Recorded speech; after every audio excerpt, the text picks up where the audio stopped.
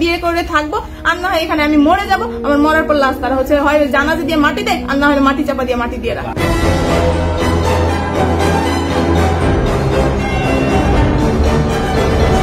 বিয়ের দাবিতে ভোলার চর ফ্যাশনে 5 দিন যাবত অনশন করছেন সাদিয়া জান্নাত নামে এক তরুণী।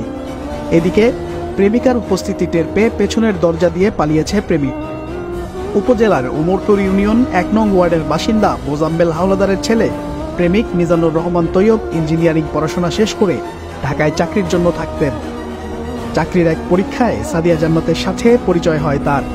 পরবর্তীতে তাদের মধ্যে প্রেমের সম্পর্ক গড়ে ওঠে। দীর্ঘদিন প্রেমের সম্পর্কে বিয়ের আশ্বাসে একাধিকবার শারীরিক সম্পর্ক করতে এই তরুণীকে বাধ্য করে মিজান। এবছর তিতাস গ্যাস কোম্পানিতে মিজানের চাকরি হলে ভুক্তভোগী তরুণীর সাথে প্রেমের সম্পর্ক ছিন্ন করে সে।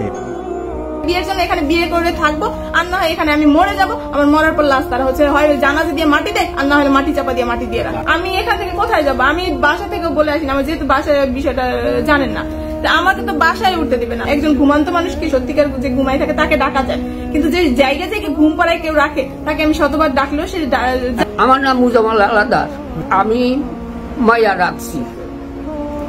রাখছি ফয়লি আইসে মধ্যে আমি মায়া যাই তো দিই নে হেয়া নোয়া আলুঙ্গি সইদার আসিল ব্যাগ আসছিল, আমি মায়া আমার কাছে থাক আইসে তো আইসি।